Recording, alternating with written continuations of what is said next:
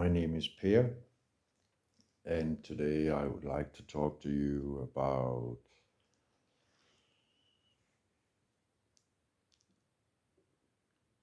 the wow, Trinity, but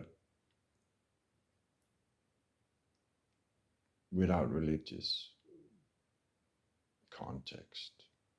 Only spiritual context, no religious context whatsoever. It's not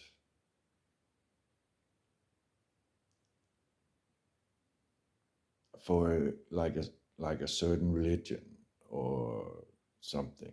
It's spiritual, which is where all religions come from. So I guess if you wanted to say it's for all religions, go ahead. I don't give a fuck. It's spiritual information about what what's at the core of everything, right? Like, and the three things that is always at the core of everything is knowledge, love, and light. And that's the Trinity. That is one thing.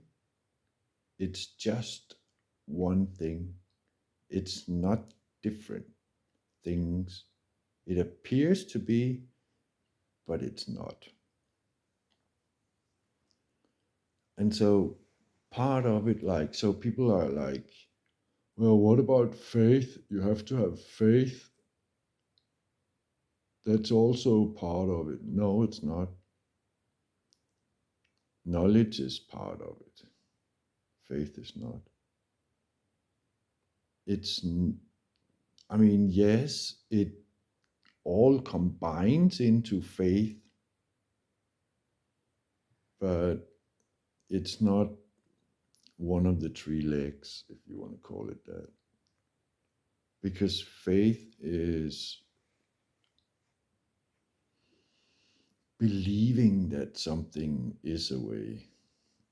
And there is something in that that often leads to blind faith or blind trust. And that's not good because, like, how did the Nazis or Nazis or whatever fuck it is, how did they come about? No, no, no, no. Blind faith. That's how they came about. They blindly trusted someone. And so that guy was able to manipulate them into, I don't know what you want to call it, but let's just stop it there. There's no need to label it. We all know no one's interested in it. And it's definitely not the right way. I mean, if you think that's the right way, then you don't understand anything and you're so closed up that I genuinely do not know right now what to say to you. But anyway, you're probably not anyone that's actually listening to this. But the thing is, diversity, the most diverse place is the most thriving place.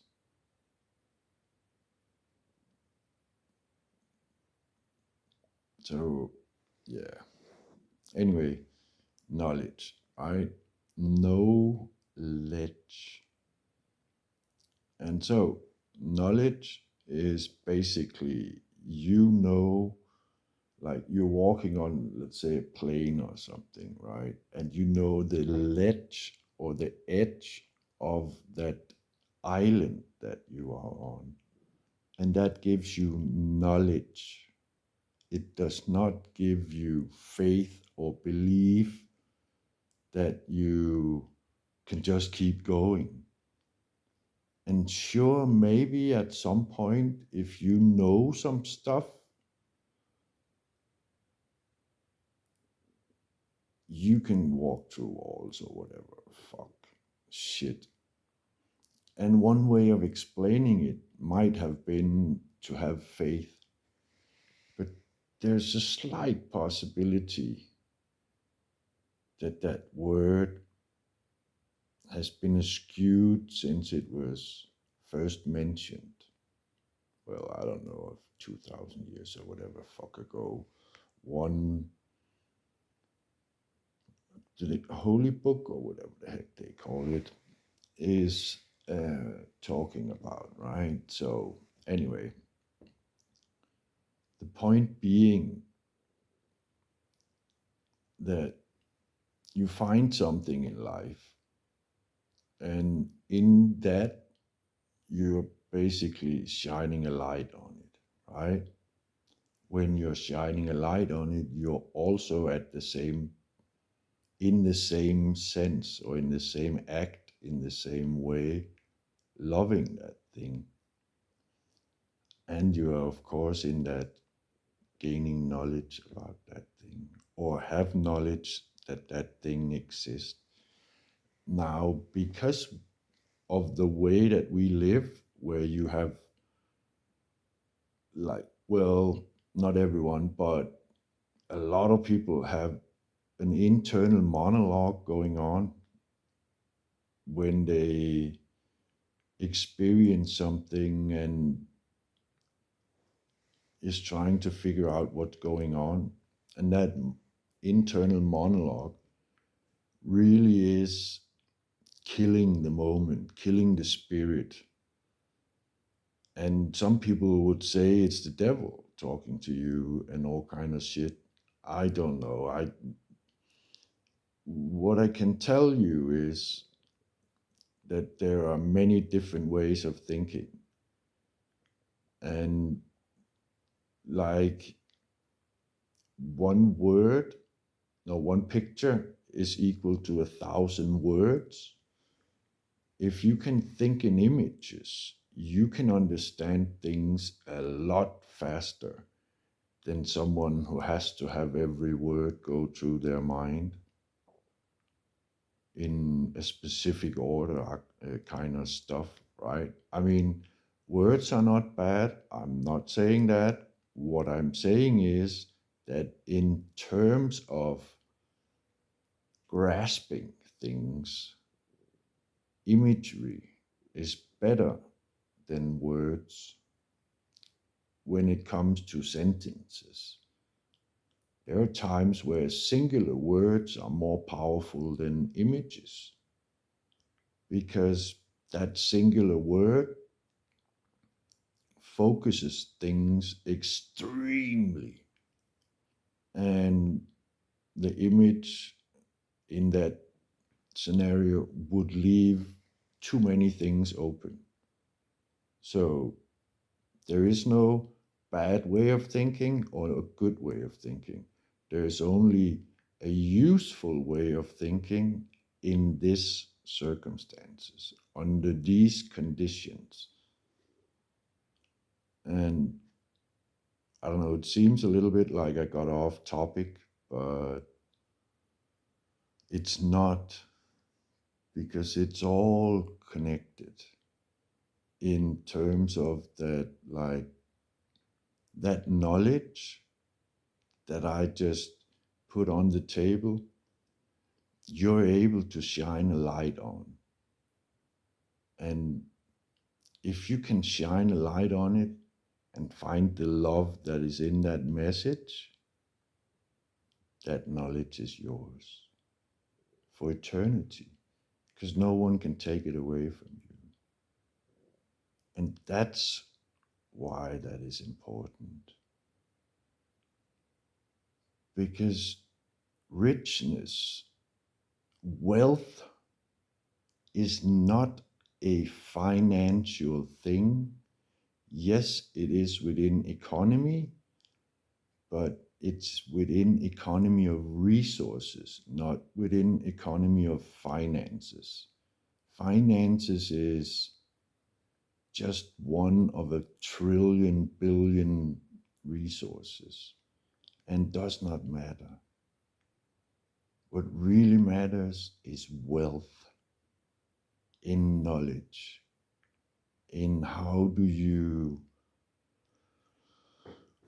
figure out what it is you're interested in and getting out of your own way and letting life itself show you everything you need to reach that point, because it's automatically going to bring you to these places, which is freaking freaky. Oh my fucking, what's going on?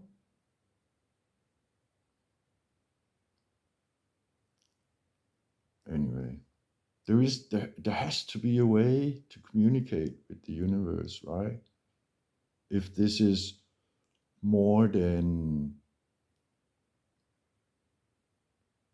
randomness,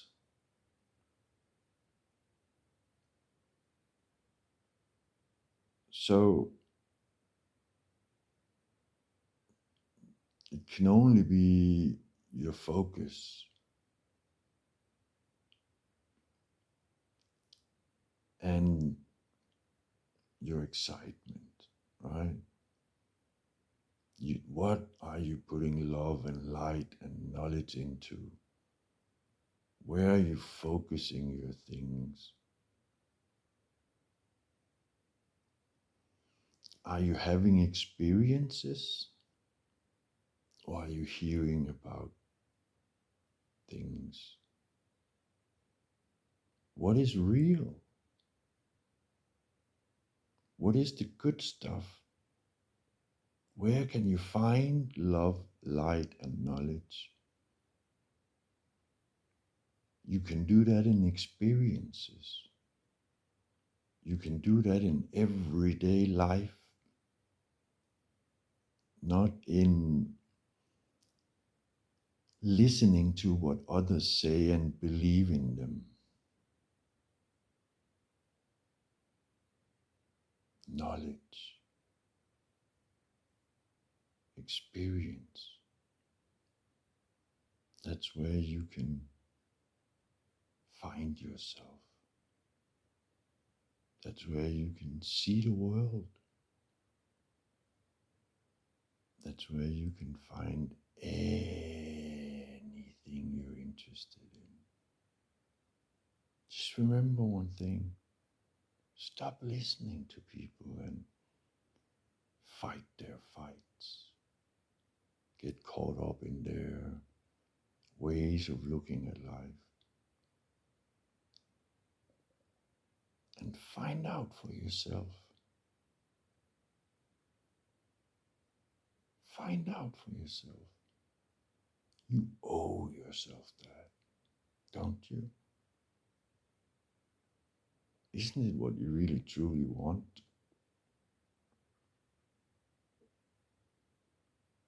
So forget about all the propaganda from whoever it comes. Doesn't matter. Just focus on your three things, right? They say the world is a fucked up and rah place all the time. They basically instill to us, don't go anywhere, right? I have never been anywhere, and I have at least visited 100 different places in the world, probably 1,000, right? Never have I felt threatened. Never have I felt afraid based on what was actually going on, not what people told me was gonna happen to me when I get there. Never. One time I was sitting in a place in front of a bar, and a guy comes out and he's like rah rah rah rah, right? I hear someone hears from this place and they're like, rah, rah, rah. And I go like, and I'm 15 and this guy is like, I don't know, 28, 30 or something. And he says, who hears that? And it's like, we are sitting here, we are at a birthday party, and now we're sitting here enjoying our day and just having a beer here. Is there a problem or something to that effect? Not like in a provoking way or anything. Or isn't that okay? Was probably what I said. And he goes like, do you know who I am? And I go, yeah, you're that guy that everyone on everywhere on the street says you're the winner. You're the toughest guy around. I know you by reputation. And he goes like, oh, okay. Um, and all of a sudden he was sitting there for 3 5 minutes talking to us, and there was no problem. And he's like, dude, it's not that I don't want to talk to you guys, but my beer's in there, see you later. And he left. There is no problem. Just be a decent human being toward other people, and then you can basically go anywhere. There's no danger as such. Yes, there are places that right now perceive all these things, or that are interested in finding someone who's fucking rich and just see if they can somehow get some money out of that and then kidnap that person. Don't go around places where there is no one that's rich and be the fucking rich asshole. I'm not saying anything other than think for a moment. Use your light, your love, and your knowledge. Right? And don't do stuff that you feel uncomfortable with, in the sense of like you feel it's fucking a danger to your life. But don't be afraid of go out of your comfort zone. There isn't really a problem in that. There's a problem in putting yourself in danger, of course. But who does that? I mean, people who are not listening to themselves, people who are listening to others do that. People who go like, oh, I see all this force in the world, now I'm going to go forceful through the world. Okay. Sorry you didn't like the party. Maybe you see you next time, or if we're lucky, you see each other when I'm also dead. Because soon you're going to be dead from all that forcing. It can only create problem.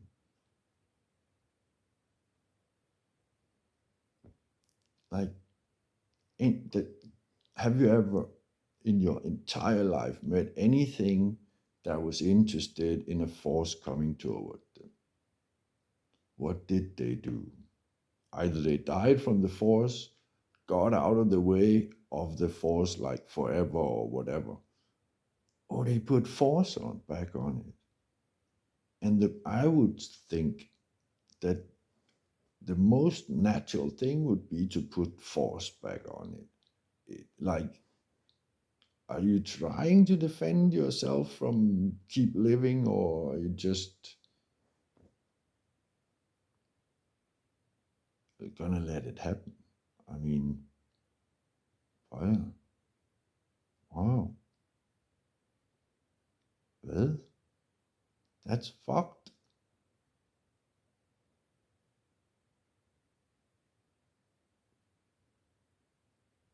No, don't be like that.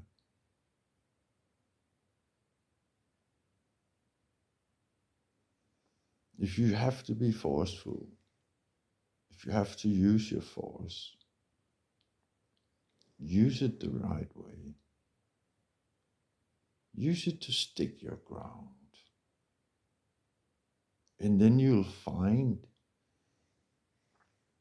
if you can stop listening to everyone else and all that kind of stuff, then you'll find that once you truly find your core, or remember your core, reclaim your core, whichever language you want to speak in, that 200 kilometers, 5,000 miles an hour truck coming your way ain't coming and touching you, because something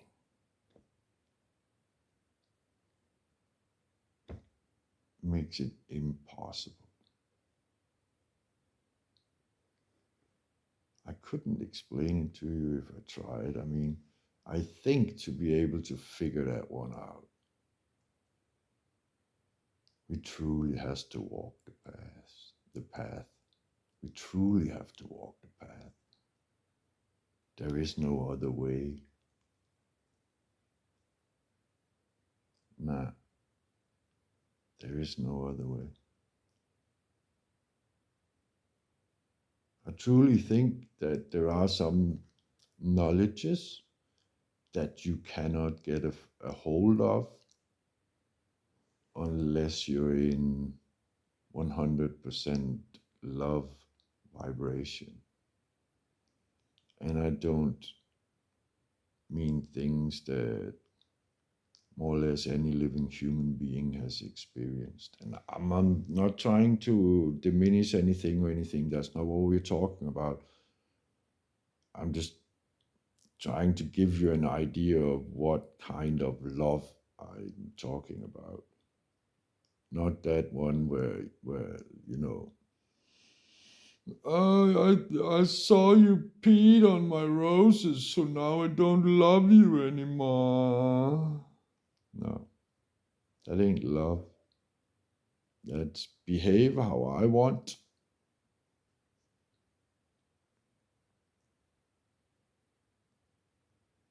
It's dictatorship, right? It's so amazing people don't see it. That they're doing it, that they're being the dictator. But it kind of makes completely sense now why some people think that they can kill someone because they say something.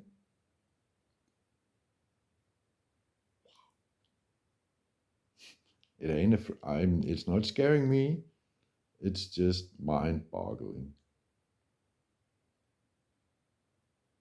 It's just mind-boggling. Oh, and hmm,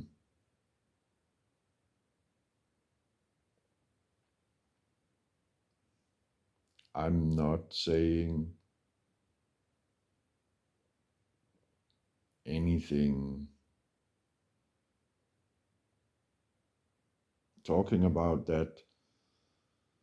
If you have that conviction, 2,000, 5,000 mile an hour can't touch you.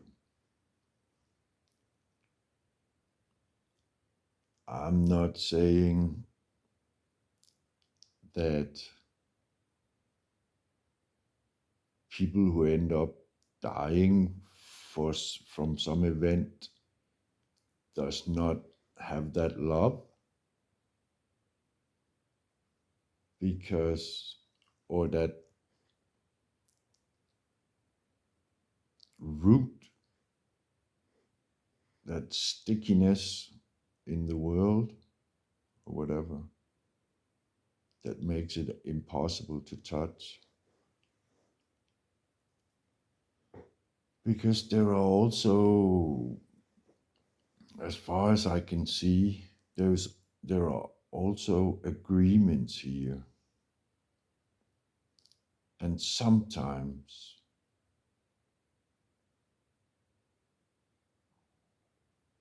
there are people that are willing to sacrifice themselves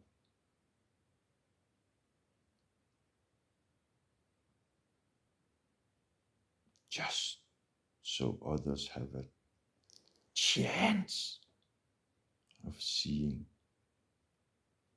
a chance to have their eyes opened, a chance to have their ears open, a chance to have their heart open,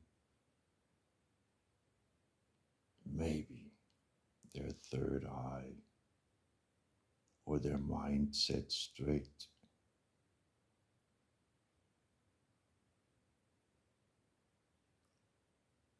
That they get so shocked by it that they figure out, I fucking need to build the framework. This house I'm living in is coming down.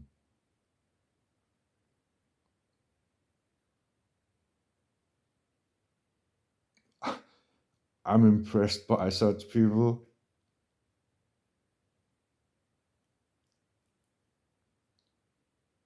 And their families, that they're willing to go through such things.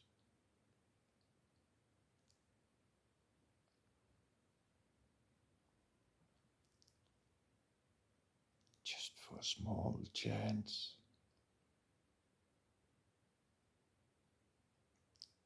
to help someone become more.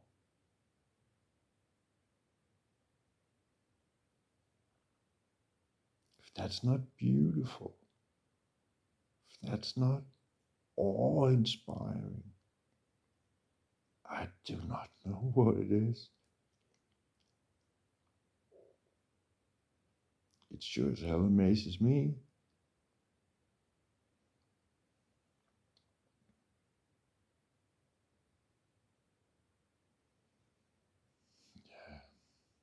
Yeah. I don't know what this has turned into,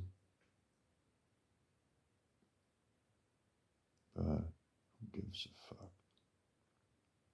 Either you enjoy it or you don't. Either you got something from it or you didn't. I know I did. It was really a pleasure making this video. I'm so thankful for the countless spiritual experiences I've had over the last half month.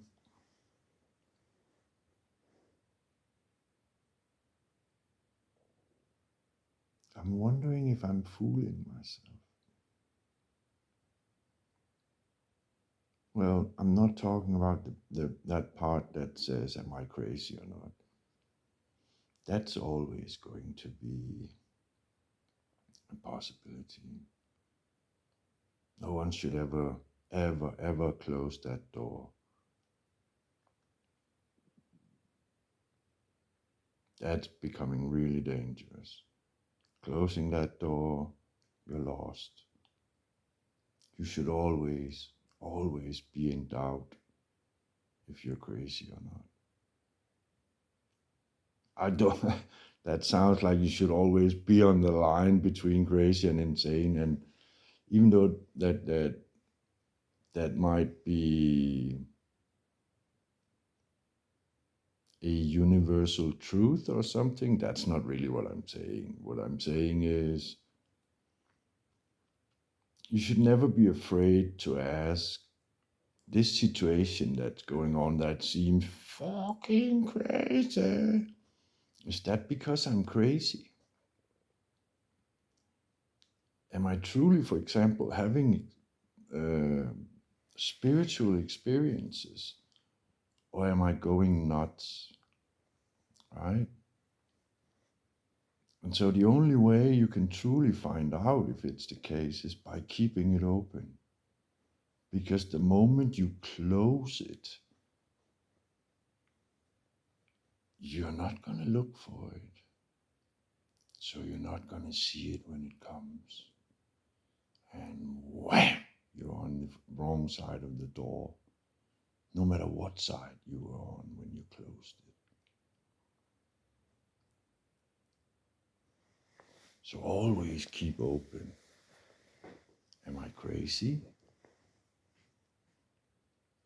Because reality is this: the light that will shine for you shows you, does it make sense? And you have to realize here, you have to be able to put it in words. If you cannot put it in words in a way that someone else can understand, whether or not they agree with what you're saying is unimportant. It never, ever, ever matters. What matters is, can they comprehend the message that you're trying to convey? If they can that, then there's a huge chance you're not crazy. You might just be seeing something someone else has never spoken about in your surrounding, in anyone else's surrounding that you know of.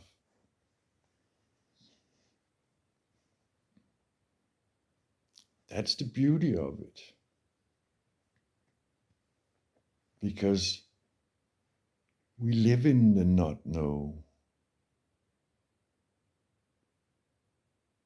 We were born into the not know. And we've always, while we have been alive, been in the not know. It's about to change, that's for sure, but that's what we are heading to. And once we get to the point of know, which means connected, which means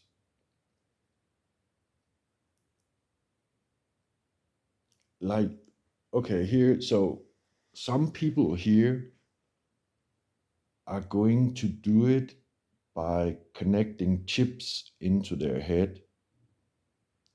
And we all have to live through this. And it's okay. No matter what happens, it's okay. It is the only way that they can reach or show a state of enlightenment.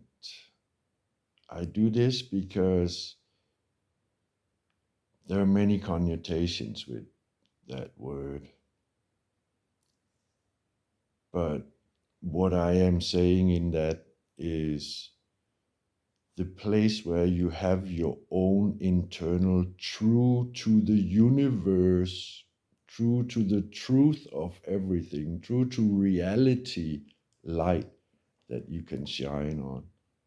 And you can put all the filters on that you want. But the thing is, right now, no one really has their own light,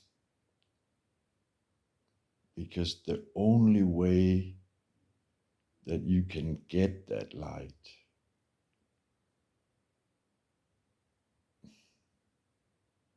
I am not religious.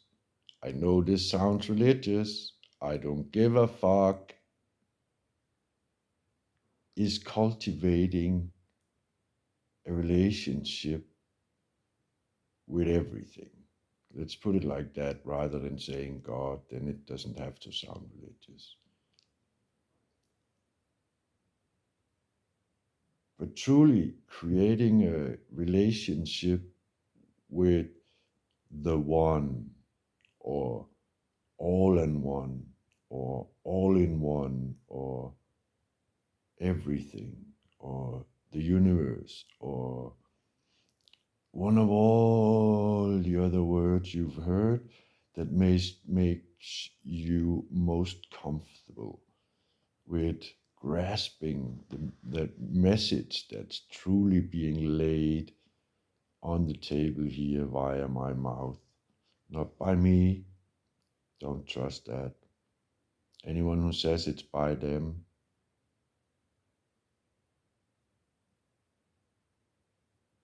they haven't really gotten it. And the reason some people say it's not me is because their understanding of it is, I'm reading a book to someone. There's no way I can take credit for the book. If it was me, I wouldn't, the book wasn't there.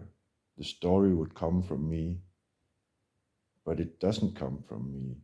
I'm reading it from a book. And no, I'm not talking about holy books and all that stuff. It's a metaphor for when you find the knowledge and you share it, you didn't make that knowledge. You didn't invent that knowledge. At the best, you discovered it. At the best. But in reality, it was shown to you. And that's always how life is. You just have to become the observer.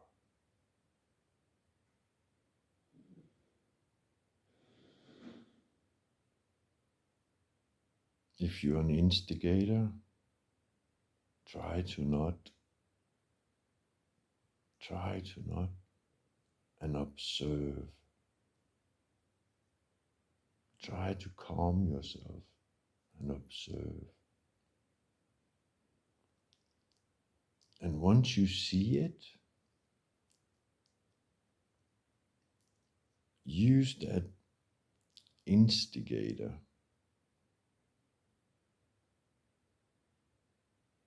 ability as it's meant to.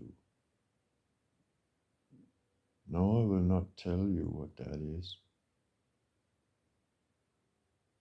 You have to discover it for yourself. Because if you don't have that curiosity, and I tell you, you're just gonna dismiss it. Because the shown I was talking about before is not something I can do. I cannot show you things. I can put things forth and you can choose to have them shown to you, or you can choose to figure out how it works, what's going on. But no human being, well, no human being that isn't walking next to God, to put it one way quickly, can show anyone anything. Because if that was a possibility, then a bad person could put any image in your mind whenever the fuck they wanted, and there was nothing you could do about it, and you would just be, I don't know if you could say his victim, but you'd just be his toy. Like, I'm not talking about him putting bad images in your mind. No. I'm talking about him putting himself in your mind as something you just adore, or whatever the heck it is. And then he can ask you to do anything and you will do anything. So it cannot happen. No one can show anything to anyone. That is a safety feature that no one can remove. Well, we can't fly, right? But human to human, you cannot remove it. Maybe that chip thing, which is why I'm trying to help people and never say, don't do this, because who am I to say it's bad or good? All I know is that there's a natural way of doing everything. Everything. Strangely enough, you can use this as the camera that you have in this phone or that I'm using now. The thing is, I can't show you the image. So, but you can use that, or I can use that. I don't know how to do all that, right? I'm just saying that's the way it works. Everything that you can see out here is in reality a copy of what's in here. There's nothing out here that isn't in here. It's all basically just images of concepts, right? You're remembering something, so you're seeing something in your mind. That's the TV, right? You're resting in yourself. So that's the chair, that's the sofa, that's the bed, right? You're seeing things inside of yourself, like a dream, a vision, daydreaming, just closing your eyes, imagining things. That's the light that we have invented that is shining on things, making you able to see things, right? I mean, yeah,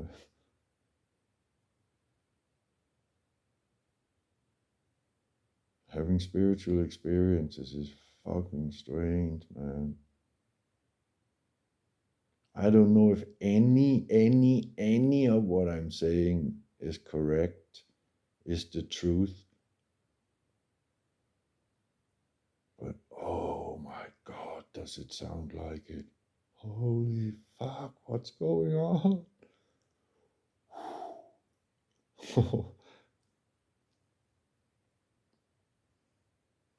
Am I crazy?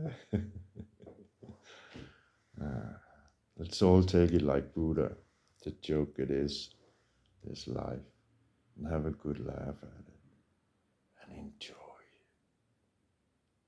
Because, oh my God, friends, family, this is amazing. Holy crap. If I could bottle this experience, I would. And I would send one to each and every one of you on this planet. Holy crap. I would go out of my way to make money to bottle that and have for stampage for everyone.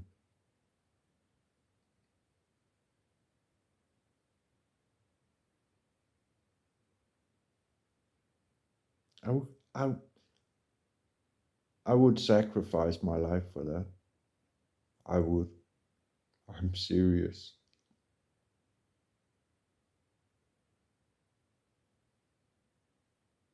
Any day, any moment. If my life, my death, could mean everyone could experience what I'm experiencing these days, bye. This would be the last time you saw me. But you're seeing me now, so it wasn't. I couldn't, or it didn't work.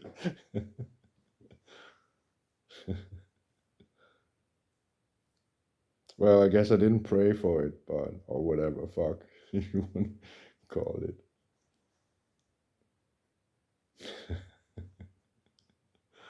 Oh man, I so hope you're here, whoever finds this video. Just spending a bit of time here in this energy, in this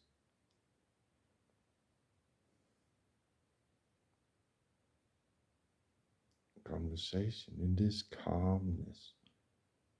I hope you can feel it.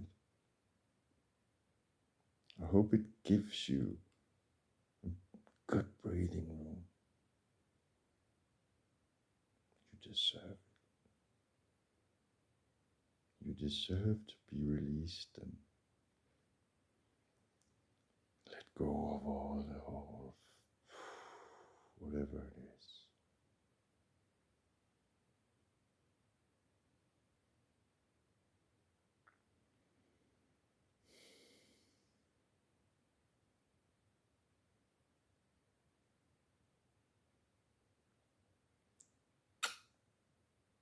You are beautiful.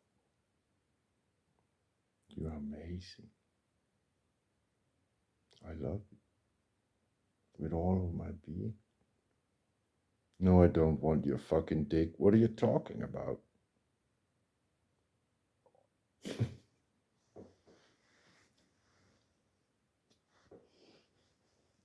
Look,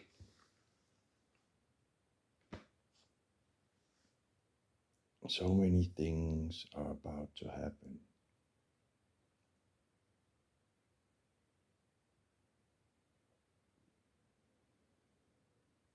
Enjoy this breathing room. Find your light. Find your love. Find your knowledge.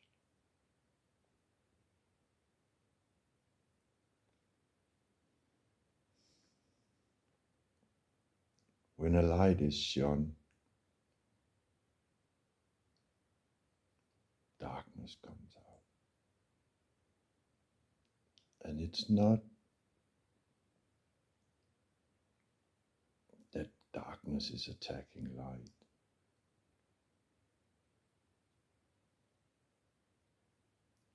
What it is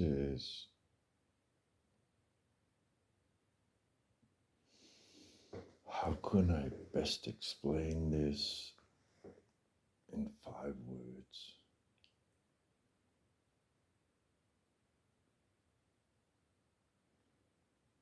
Well, okay, maybe a little bit more, but here goes. I don't know what to say. That's okay. Keep going.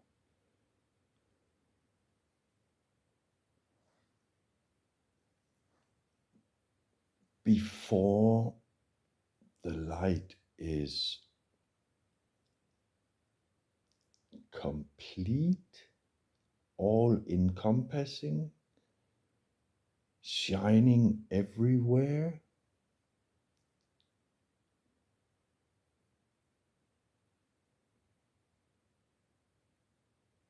a lot of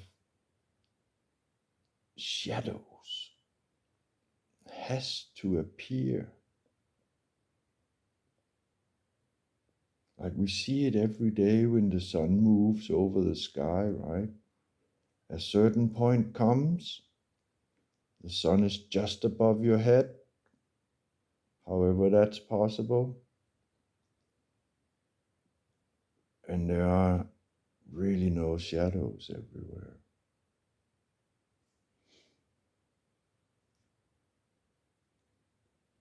The thing is,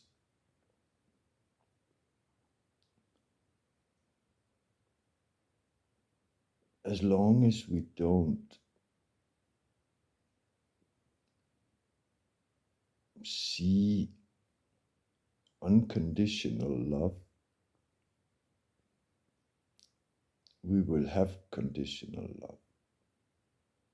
As long as we don't find unconditional love, we will only experience conditional love. When you deal with conditional love, there will always be separation. It is unavoidable. You cannot have unconditional love and separation. You cannot have conditional love and not have separation. So when there's separation or conditional love,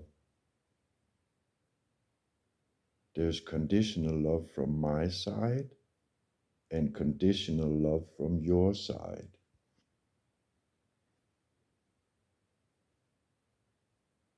You see it? I mean, it shouldn't be needed to say there has to arise a conflict between that. I mean, it is literally so obvious that if anyone cannot see it, it's because they're caught in their mind and they are not able to be the observer.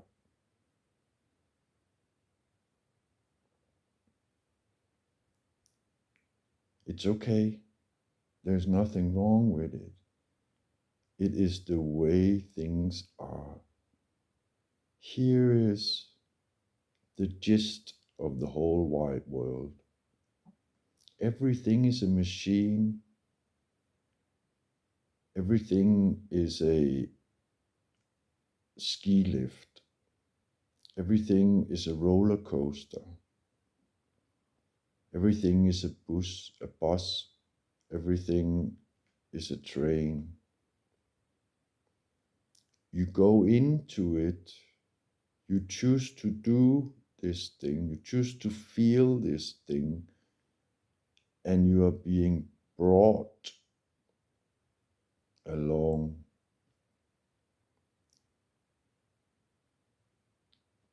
You have a choice. Is this the carriage I want to sit in? Or would I like a different outcome? You cannot force and will never be able to force the carriage way, because that's not how this world works. At a point, if you find the light, you will be able to construct your own carriage. I was about to say vehicle, but let's say carriage, and decide where it can carry you to.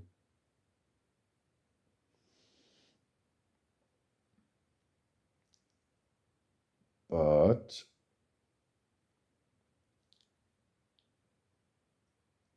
you can still not force yourself into other people's stuff without consequences. Consequences are attached to actions. They're not attached to choices.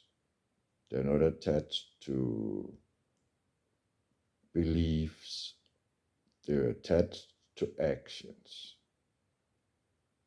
If you do this, these are the consequences. If you have this thought, This is the consequence. If you speak these words, these are the consequences. If you do these acts, these are the consequences.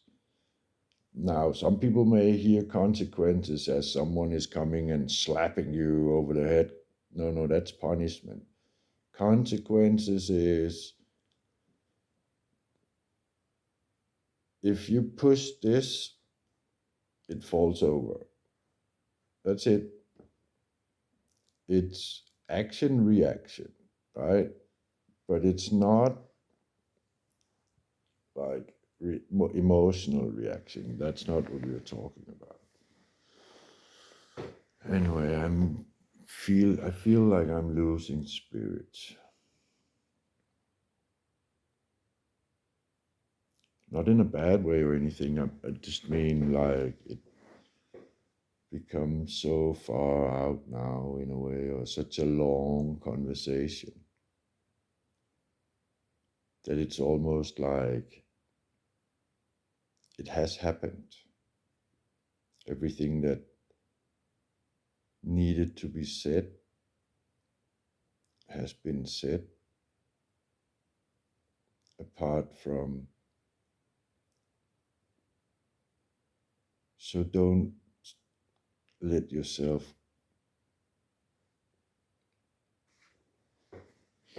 get scared by the shadows that have to arise because of unconditional love, right? Until we are fully in light, it's unconditional love. When it's unconditional love or a light that is being shone,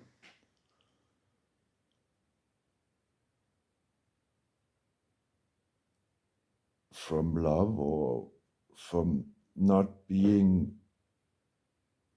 full on everything lit, there will be shadows. So as we are moving into the light, shadows unfortunately appears in the natural process. So when you see a shadow, shine your light on it, because then you have become part of the all enlightening, and we can move to that moment.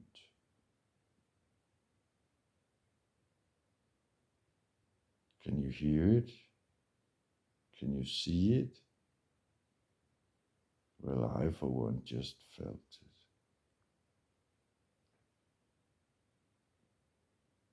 That was kind of amazing.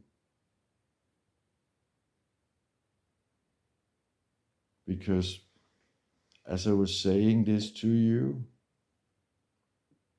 I see everyone start shining a light on the shadows that appear in front of them to help other people not be afraid of the shadow. And that way, more and more light grows out. And all of a sudden, there are no shadows, because everyone is just shining their light, and no one is shining their shadow. I know there was a twist that was strange, but sometimes that's what we seem to be doing. Not saying it is, or you can do that for that matter. But that's what is going to happen.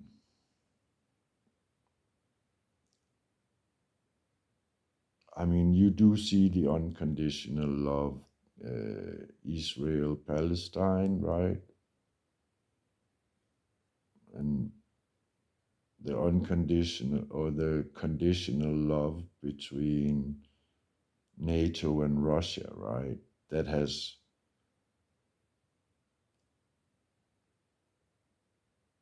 provoked crazy conditions in both places, or in their neighborhood, whatever the heck you want to call it, in their area of the world. It's interesting, all these people feel they're light shiners,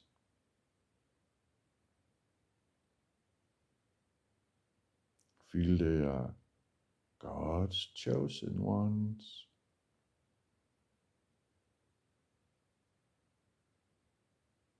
This is why some people can see religious wars, because all of these blind and deaf people claim to be able to see and hear and speak on God's behalf with a sword in hand, cutting down his children. Whatever.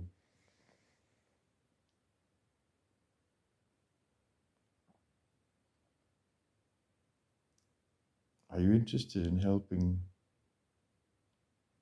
people see,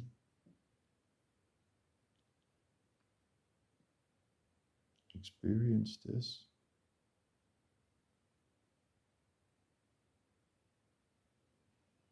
Believe it or not, I've been waiting for this moment for 50 fucking years. Half a century. I've been waiting for the moment to come.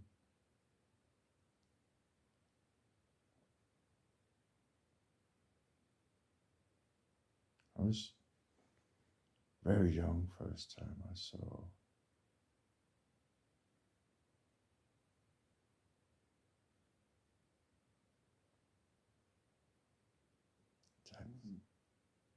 I don't know if to say my path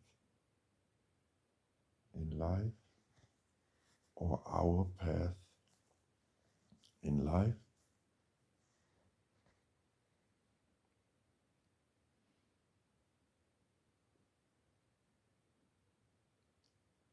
Through my eyes, through my life.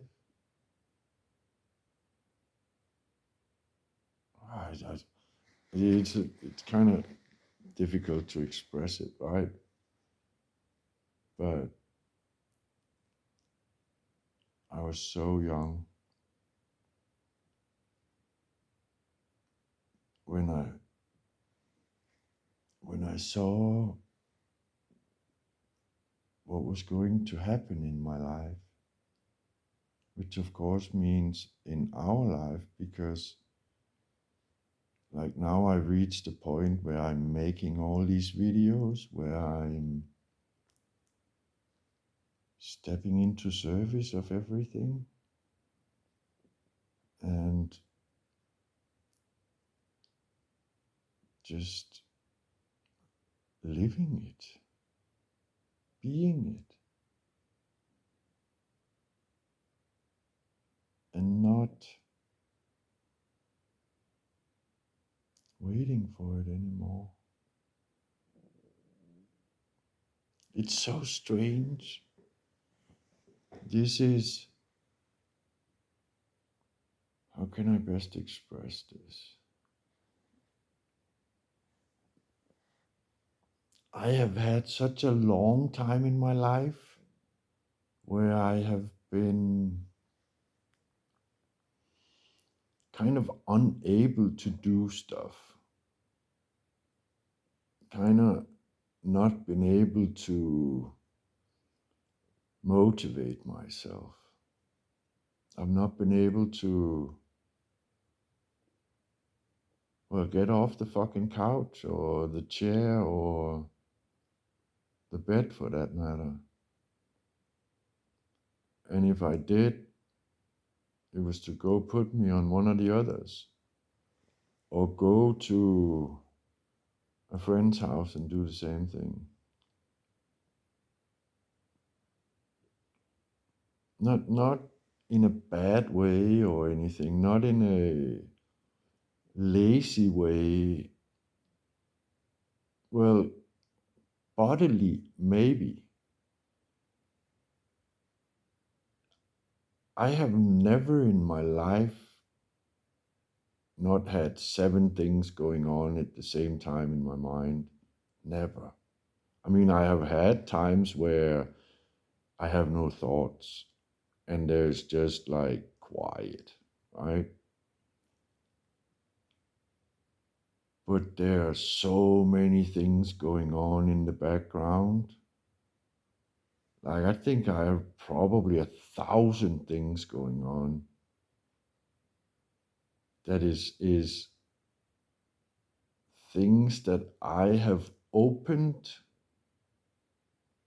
meaning that I have started on this and I'm going to finish it.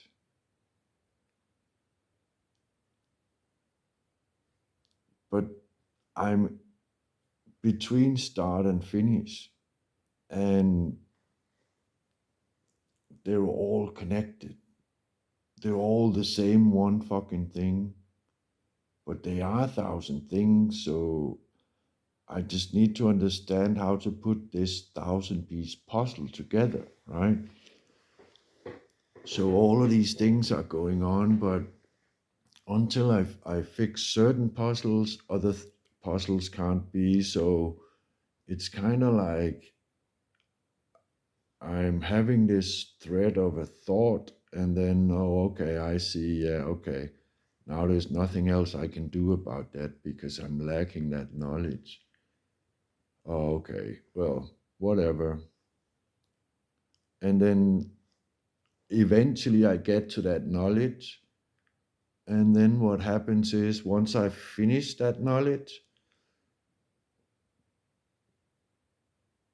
it it it forms a piece of puzzle that reminds me of another piece of puzzle where it connects to, and then those two are connected.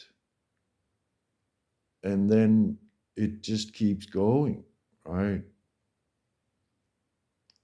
And all of a sudden it just becomes more and more, and it's so beautiful.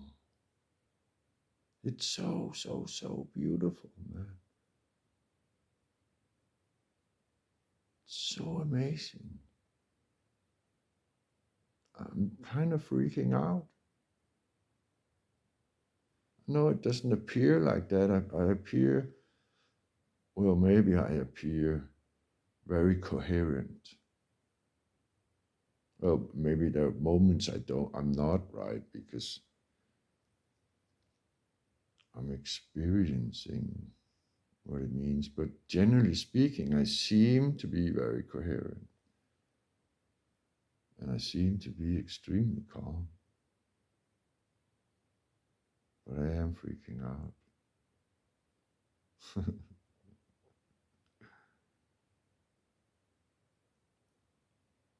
Yeah. It's so interesting because I feel like I have learned truly within the last 14 days to just let go. Just let go. I thought I understood. No. Yeah, I thought I understood it so well that I had let go. And I had. But I hadn't let go and given the control to God. I haven't let go and just let the universe take me, use me, show me, feed me, keep me alive, keep me healthy, all of that. I hadn't let go.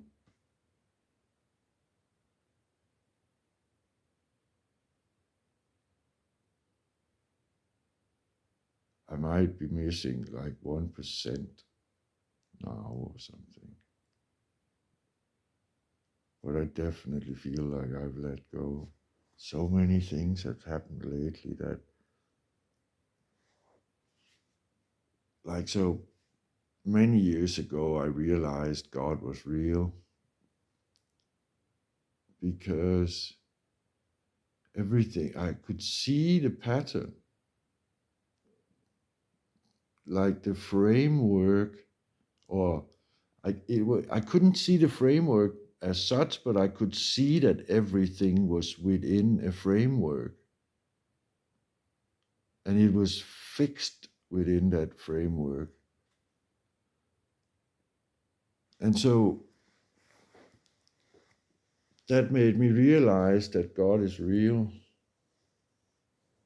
And I'm not saying God in a religious way, I'm saying that there's something somewhere that has made this, is maintaining it, and uh, basically is it. I don't know how to express that. I mean, we literally miss words, concepts. I don't know what to be able to express these things. And especially if you're in a situation like me, like, I'm not trying to, like, what's it called? In Denmark, we would say, polish my own glory, right?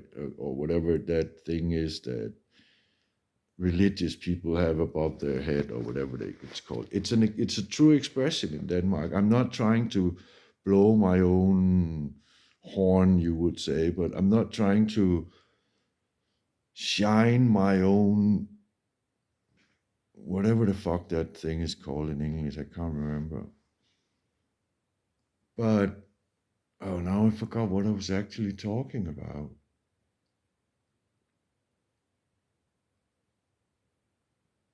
But this, like, again, I will stress this over and over and over again. This is not me. This has nothing to do with me. I am just letting flow. But I have done so much work, in a way, in neutralizing myself, not neutering myself. They're still there, dingling around, but I'm not positive or negative. I may appear positive, but that's because energy in a surplus gives you a good feeling. When you have a good feeling, you tend to smile. When you smile, you tend to be easy to laugh. I guess it's called easy to laughter. And that's it. There's nothing in it. I am not positive or negative. I'm just charged.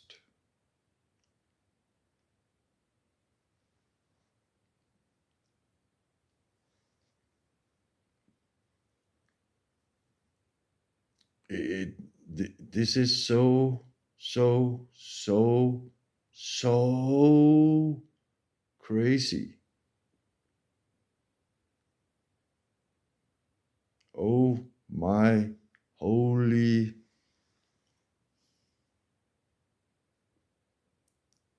I don't know. I, I'm not saying I'm speaking to deaf ears, as we would say in Danish, but I don't know if I'm speaking to anyone right now. If anyone actually finds any of this interesting, like, this is not a fish for attention in the YouTube, within the YouTube algorithm. I don't care if you're subscribed or if you want to comment on this, or if you can use it to anything. I mean, I'm interested in it. If you want to give me the gift of returning that, I'm happy. I will be more than fulfilled.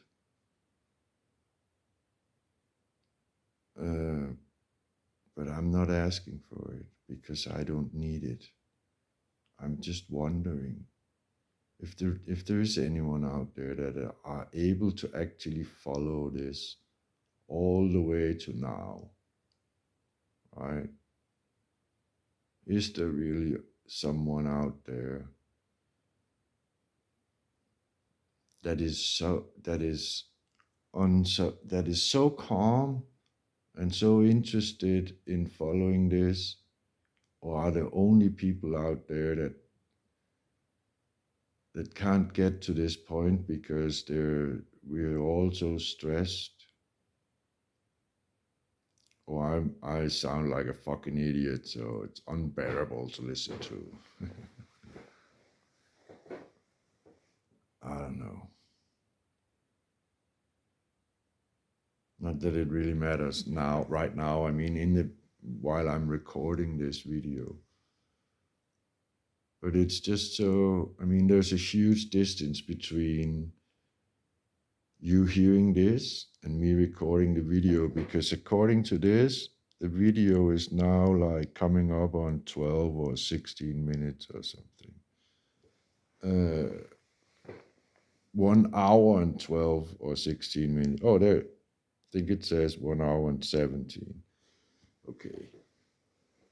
Let's bring out all the newest technology in the world. Oh, wow. It does say 1 hour, 17 minutes and 18 seconds. So that's far into this video you have to get, and I haven't even uploaded the video yet. I'm texting all that shit. So whatever. I hope you're getting, if you're still here, if there is someone out there, I hope you're getting as much out of this as I am, because in a way I am, without all the fastness of sorry, without all the fastness that can be in spiritual experiences when you are not in word by word mode, is really, really, really overwhelming and amazingly rapid, right? It goes so fucking fast. Yeah. So it's interesting doing this spiritual kind of awakening that I have been doing during this video recording in words rather than imagery and sensations and all kind of stuff, and sharing it with someone who's maybe getting equally as much out of it as I am. Because after all, this is human contact, right? I mean, sure, it's over video and all that stuff, but if you're here, we are connected. That's for sure. I mean, we are both, or all of us, interested in this and hoping to grasp it.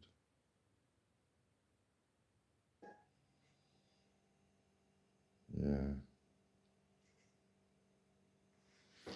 Well, I think I might stop here. I mean, I'm always, after recording any of these videos, I'm always seeing them at least once. At least once. Because I have to make sure that it gives some kind of sense, that I didn't leave something out that was important at a moment. And so sometimes I get a little bit lost in what I was saying or whatever. Or do I remember to connect those two things now that I'm explaining this and that?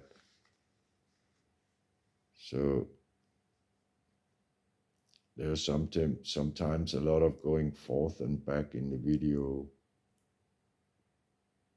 for me, because I like watch it and then it sparks a thought, and then I'm basically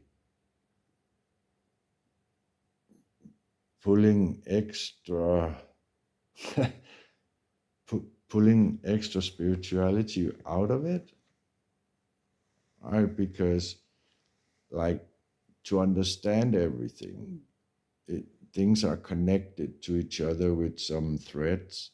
And at some point when you're trying to explain something, you have to kind of cut some of the threads out, because you can't just keep going out a thread. Then you'll never end up explaining that thing that you initially started with, right? So at some point when I, for example, because there are still things I don't understand about all this, but that are easily accessible as one passes through giving a look at it, or taking a look at it, or shining your light, finding the knowledge and falling in love with it. It's so, yeah, I'm so amazed at how easy it actually is, right? Because on some level, when you then go back to this discovery you have, you then see it afresh, and all of a sudden it's like, oh, it connects to that one, that puzzle piece, and that one that I forgot about actually are attracting each other now. And so this whole thing comes up that I completely forgot about, and just attaches itself to it while I'm rewatching the video, and I'm like, whoa. But yeah, so that's why sometimes I make another video, or I don't make a video for 3 years,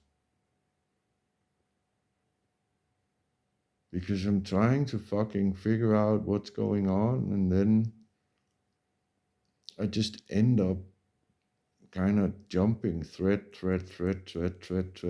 and all of a sudden I'm back at where I started, and I'm like, oh my God, none of all these 700 threads I just passed through or over was the same, because this is where I started, and that's the first one that looks anything similar to anything I've seen before. Dang, things are connected in grandly, or in big pictures, man. How was that even possible, right? And then before I know it, I'm off filling out everything within that circle of 700 steps. And then I come back and I'm like, I have taken the first step. I am now Gartner. And it's just like so crazy. So crazy.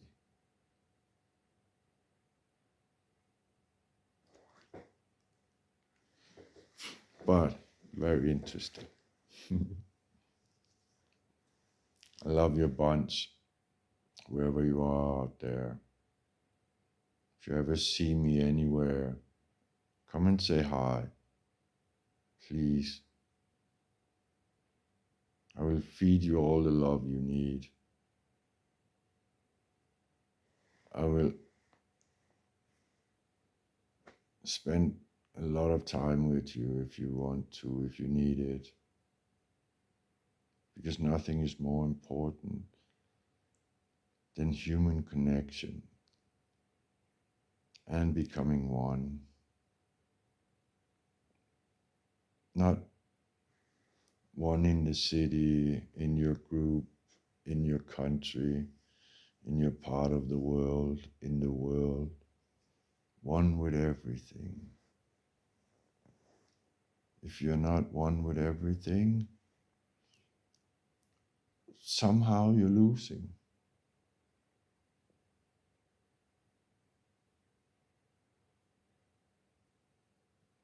And a lot, to be honest, but like everything is an experience, right? As I always say,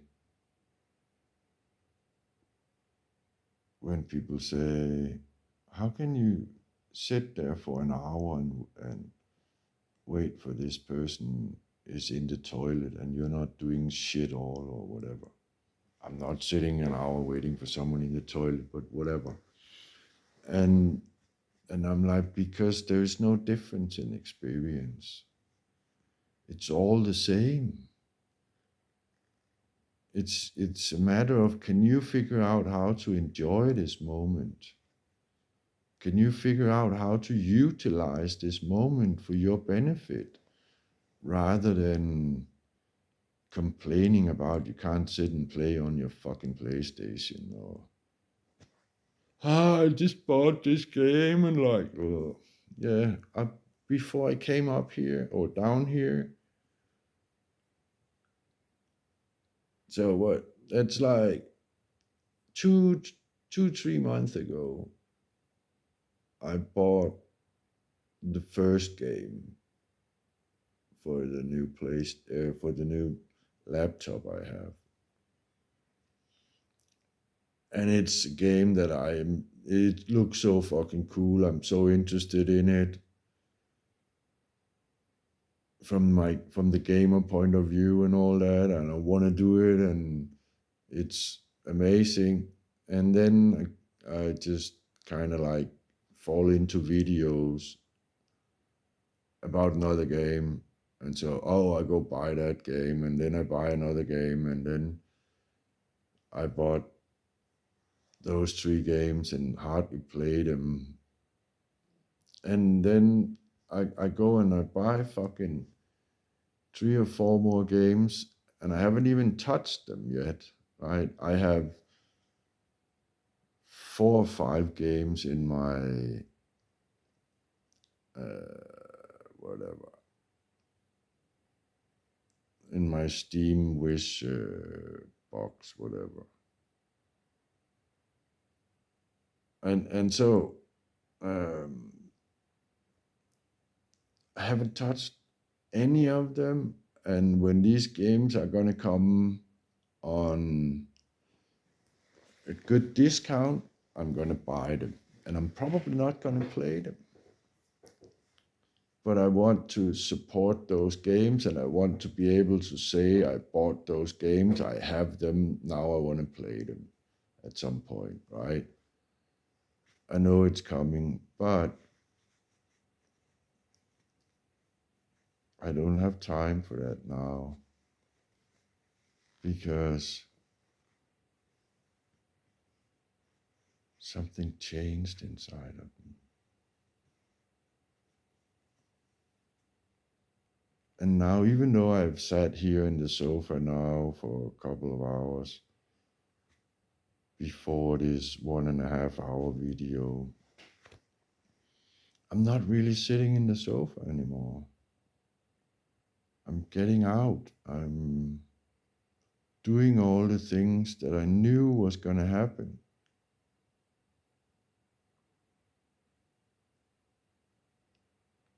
And to be honest, it's kind of like I died and was reborn because I was that guy that sat in the sofa and I'm not anymore. Yes, there are times where, of course, I go home and stay with myself because like no one else is awake or whatever, and maybe it becomes night and I'm not tired, so I'm sitting here gathering information. But it doesn't matter what situation I'm in, I'm always enjoying it in the sense of that, wow, now I have the time that I needed to do this, or now I can actually sit down and think about some things. Now I don't have to stress around or no, stress out. I mean, uh, all kind of stuff. Like I don't know. It seems like this last part was quite scattered,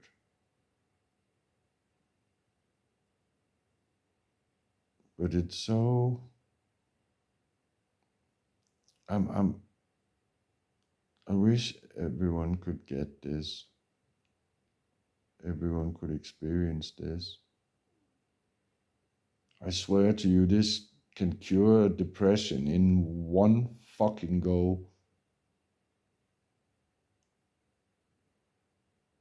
Like it's crazy.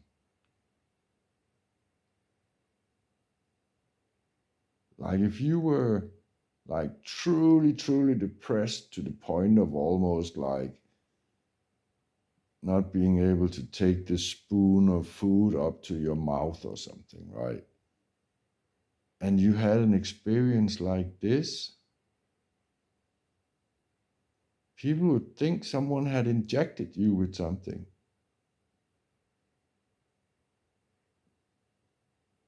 Because the complete flip you would do automatically is just, what the fuck is going on? And it's just mind boggling.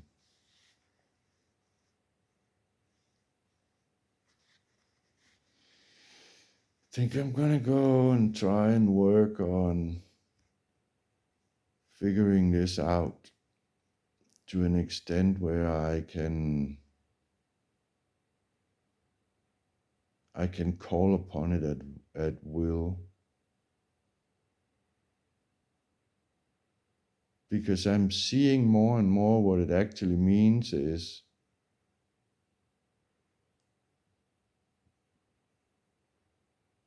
that I can go from being the gardener to taking the second step and become the energizer.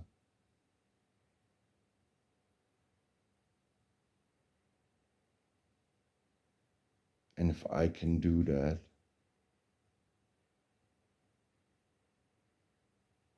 if I can, if I can become the energizer,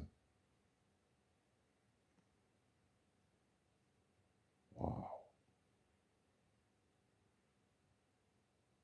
I'm it's it sounds like I think I cannot. That's not what I'm saying, because I know I am. Like, so the previous video, first video, I think the video that's called The First Step Taken, I have put on a list, on a playlist that is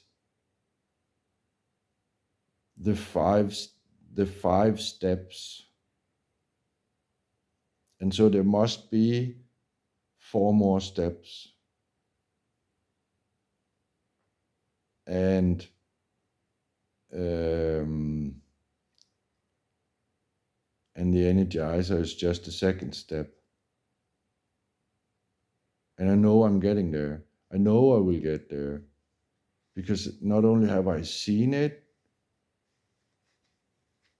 look, this is this is part of the whole fucking craziness, right? I cannot remember it. But the moment I made the video, first step taken, I have become the gardener. Spirit told me, put it on your 5-step playlist. I don't have one. Okay, I guess it's saying I have to make one. And so I guess I was already told I'm done when I reach step 5 in terms of the last few steps I need to take to be, I will call it standing, walking, living, breathing, and eating the light, the path.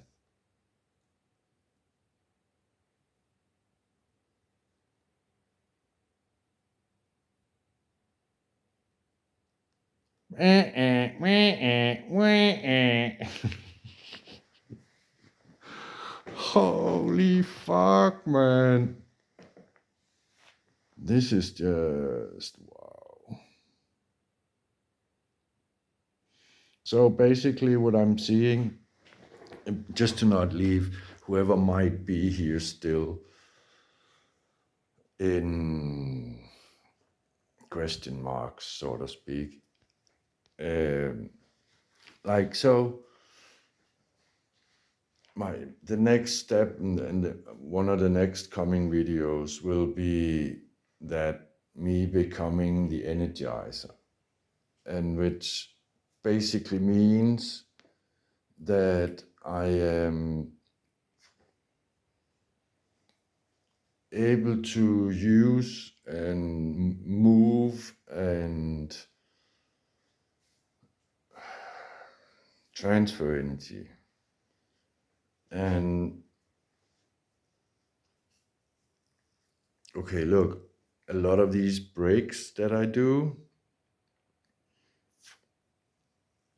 because I do not believe in good and evil, but that doesn't mean that people can't use what I'm saying to put up more shadows. And I'm not interested in that.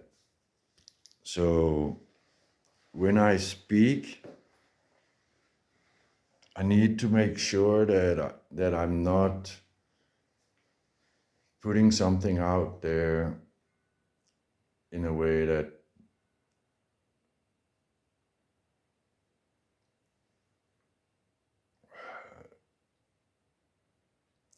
it's right there between those two fucking words.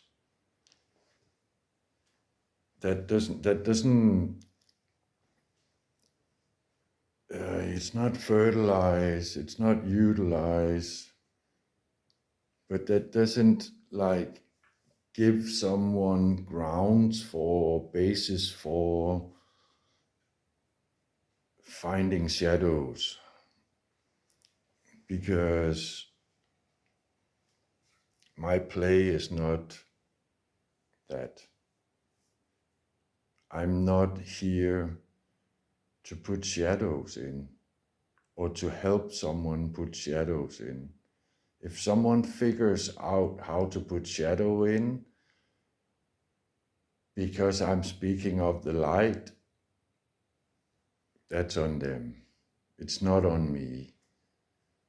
I'm not ever going to take that in, no matter how much anyone might pressure me. I don't care. Everything is a manual. Nothing is positive or negative.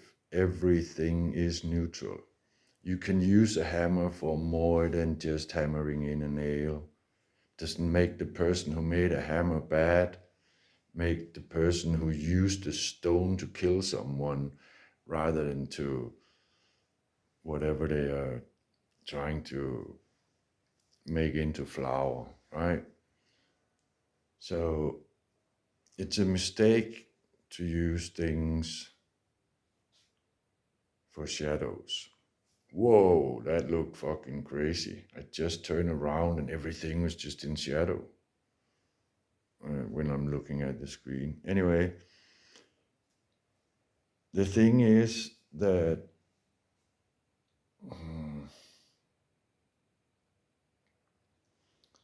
you get to a certain point of being able to use this energy.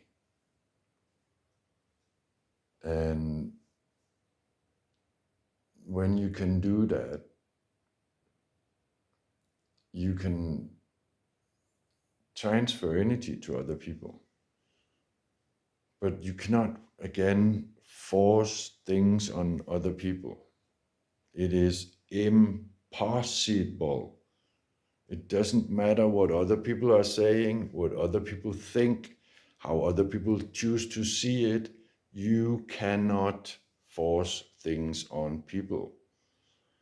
People can allow you to thrust things on them, and they can play your game that you are controlling them or whatever the heck it is.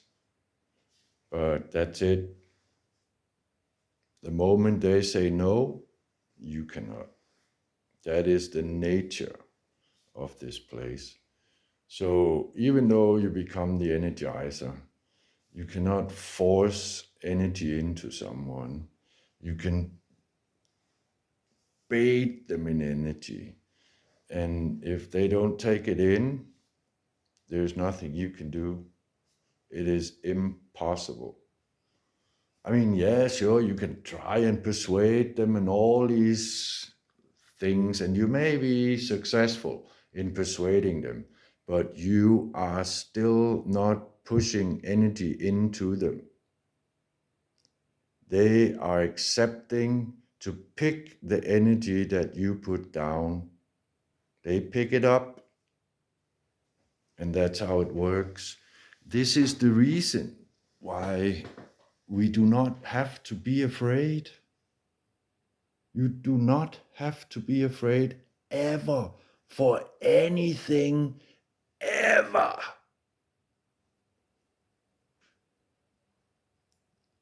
And it makes sense that people are saying, oh, well, you have to be afraid of fear itself. Because they are not talking about being afraid. They are talking about that is the only thing in the whole wide world that is truly scary. That is fear. Because if you let fear get into you, you become scared and you become fearful and you act out from that fear. And that's the only thing that there is. There isn't anything to be afraid of. And the moment you take that afraidness and you put it inside of yourself, even though there is nothing to really truly be afraid of, it has a life-changing effect on you. And it will destroy your life, to put it honest. It'll keep you from having loving relationships. It'll keep you from having lovely experiences. It will keep you from seeing how beautiful this world truly is, how balanced, how like mind-boggling it is. Because that's what fear does. It locks you in a box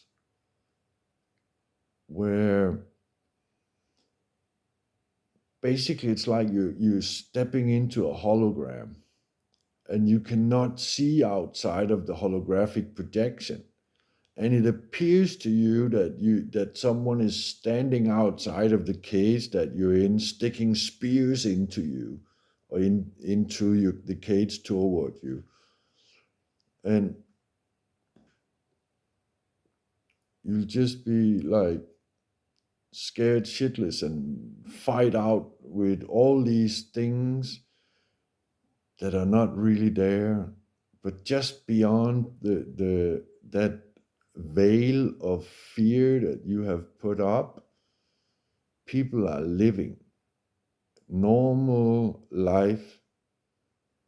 And so whenever you try to throw a stone after one of these images that you perceive to be there for real, it'll just go through the veil and hit someone in the head.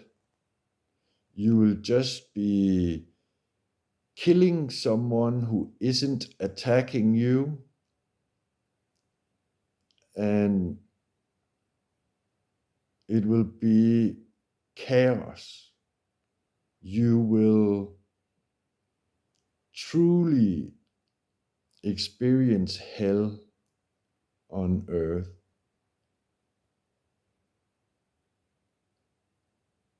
So don't fear. Let God be afraid. Let God take your fear away. Give all of your fear to the universe. Just love the universe. Say thank you. Be grateful. And I guarantee you, shortly after you have said to the universe, okay, that's it, fuck it, I give up. I give up. Show me what is out there. Once you start that dialogue between you and the universe, rather than having other people between you and the universe,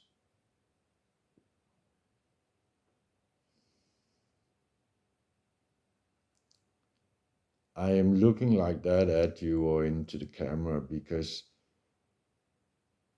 how far can I go in telling you what is possible without scaring the fucking living daylight out of you? And again, I'm not saying I'm scaring you. I'm just saying, holy fuck, what an experience. And once you see and experience this, one can become quite frightened by like the immensity of it all and stuff. But there's nothing to fear, I guarantee you. There is nothing to fear other than fear making these hallucinations, these things appear that are not real.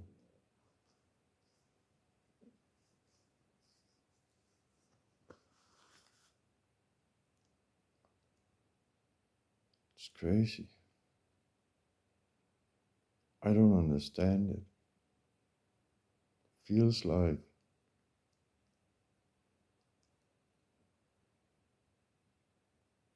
I'm in a mental hospital and all of this is just fucking in my mind. I mean, in reality, I'm not sitting recording a video and uploading it to YouTube. I'm sitting talking to some psychiatrist, psychologist, or therapist, or whatever the fuck. And they're just trying to figure out how to make me not crazy. uh, holy fuck, this is fun, man. I don't know. I'm truly enjoying this. I hope someone else is too. Not for me, I don't care. But it would be nice if someone enjoyed it as much as I did. And it's not just a me experience. Me experiences are good, but they do tend to bring out ego sometimes.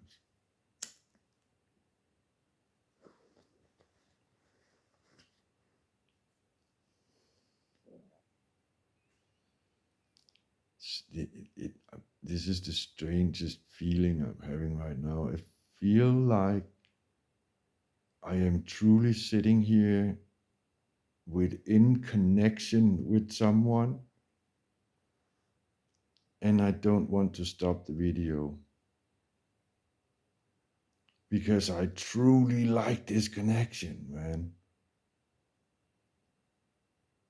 That is so fucking strange. Considering what's this video? It's coming up on 2 hours, which means I have to watch at least 2 hours before it gets up there. And then it takes maybe half an hour getting up there, me another half hour filling out shit on YouTube or whatever if I fall into trying to explain something in the description or whatever. And then another 2 hours until the person that I feel that connection with is actually getting to this point and seeing this. And so what are we? We're like, I don't know, 5 hours into the future. Someone maybe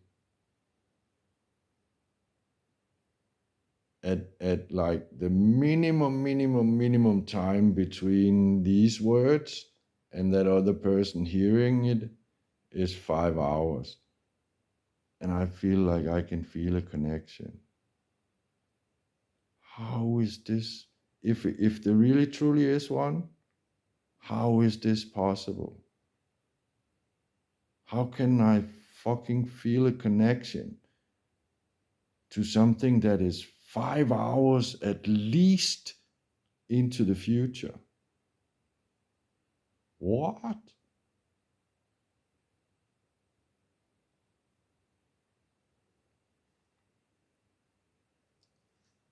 It's really mind boggling, all of it. But see, that's the thing. It's not for the mind. The mind is a tool to help us navigate. But the mind has taken over as if it is the one and all. And that's why there is all these problems. Because it isn't the one and all. It doesn't know anything. It has almost like, so one part of it has to have everything fucking shoved in there in like the tiniest bits it can, right? The left hemisphere, brain hemisphere, is dissecting everything into the smallest details it can. And the other hemisphere, the right brain, what's it called? I can't remember. But the right brain hemisphere is unifying everything, right? Which is maybe in reality where it's all coming from. That a religious person happens to enter into their right brains, right? And a scientific person or whatever, or basically the school system puts you into the left side brain, so that's all you hear is dissection, right? And maybe that's also where all of this, like, so people, I've seen quite a few videos lately where people are talking about, what? You have no internal monologue? That's not true. I hear a voice in my head all the time. You must have it too. No, they have no internal monologue. And that's because they basically live in imagery, right? They are probably right brain people rather than left brain people, which I didn't think about until right now, even though I've spent, what, 2, 3 days in this kind of looking at it. But that's most likely what's going on when it comes down to the whole ego thing or whatever. The whole, do I have word by word thoughts, or do I have images thoughts? Or, well, some of us have video thoughts as well. And then, of course, the download. I don't know if you've tried a download. Ooh, huh? That is fucking crazy. Most spiritual experiences are downloads of one or another sort. I mean, they're so far beyond imagery, just like images, that, well, they're like extremely far from. And then the man went down to the dock and he said to the first,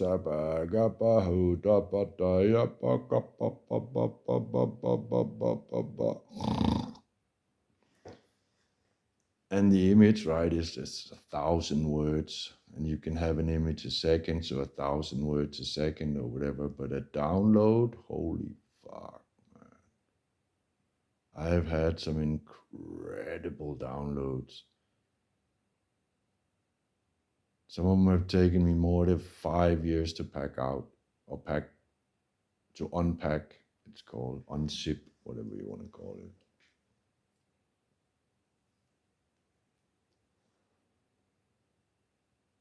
It's fucking crazy. It's so nice though.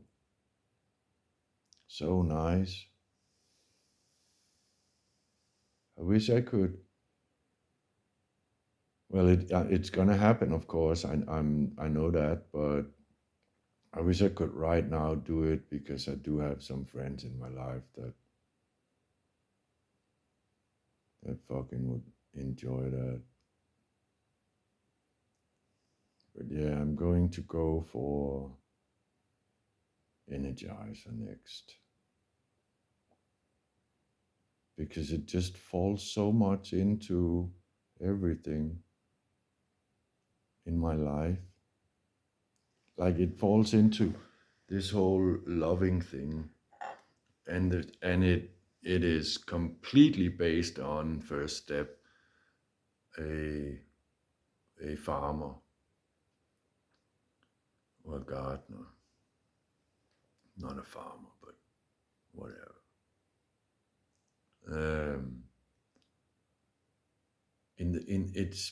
It's tied in the sense of, like, how should I put this? It's tied into this in the sense of, like, to be able to take one of the next 2 or 3 steps, other things has to happen.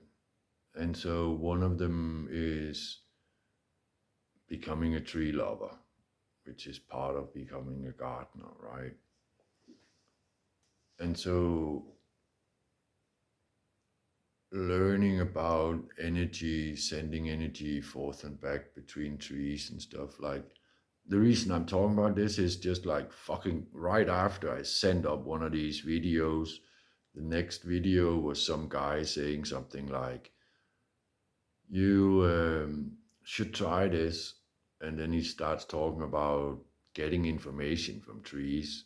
And a lot of it has energy stuff and all kind of other stuff inside of it. And I'm like, oh, dude, that's what I want to try, right? I'm not talking in sense of like want to necessarily believe or jump straight into trying to get information out of trees, but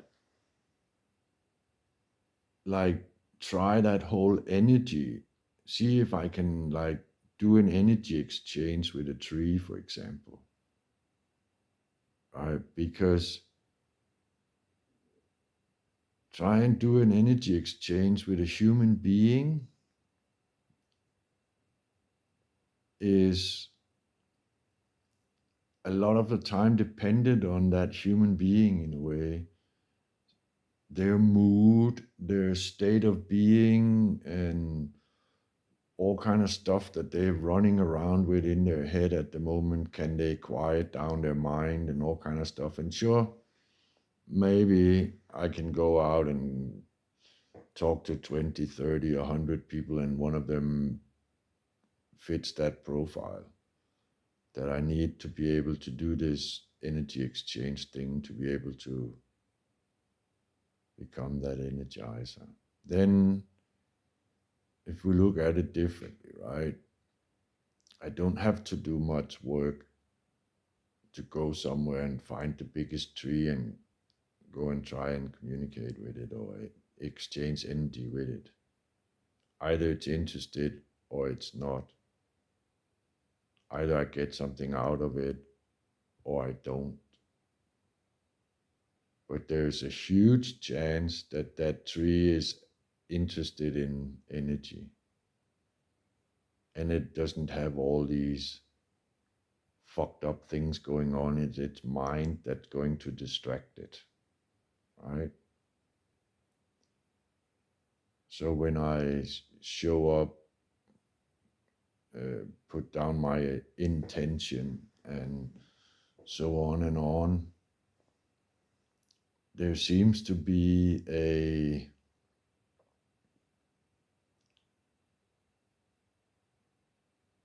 great deal of more possibility that that will be a success than, let's put it, having to deal with another person that has all their issues that first need to be resolved before they can, and so on. So yeah, I think I'm gonna do that.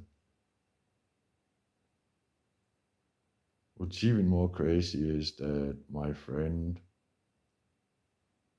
has a lot of trees in a garden that he wants to, or on a plot that he wants to, like, have more and do like a huge garden and stuff, like, or a huge like a kind of a forest. They think they call it Japanese forest or something. One of those forests that in 10 years it grows so much that it would not, and forest would normally grow in 100 years or something. I mean, it's just another amazing thing that where you see so many like real examples in the world where they have fucking done that. In Holland, there's a few places where you see a place that's what, let's say 20 times 20 times 20. No, 20 times 20, right? In square, 20 times 20. And they have what, 20 trees in there. And they're like 1.5 high. And then you look at the plot next to it, which is also 2020, but there's like 100 or 200 trees or however many there's in that area, and they're all like minimum tree high. So they're at least double the height, and there's probably 20 times more trees or something. I don't know. There's so many more trees. It's crazy. And there are a few of them that have the same height as the others, but those are the trees that are out on the outside up against those trees that are small in the plot next to it. So interesting. Because maybe there's something to that. But all the trees in the middle are just like woof. So if it would be possible to do something like that and then feed it with energy, what can happen? Wow. We're going into such an interesting time. It's interesting. I've always loved Aquarius, which is supposedly the next 2600 years, third, what is it? Can't remember the star signs in the sky. I'm not saying astrology and all sorts of things are real, but supposedly we're entering into the Aquarius time, and that time is supposed to be the time of enlightenment, right? And supposedly we have around 2,000 years in this, 1 to 2,000 years in this enlightenment age or Aquarius. So interesting.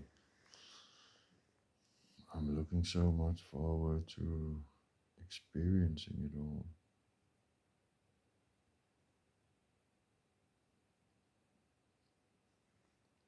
Just hope we get light out very quickly and all of this stuff can end.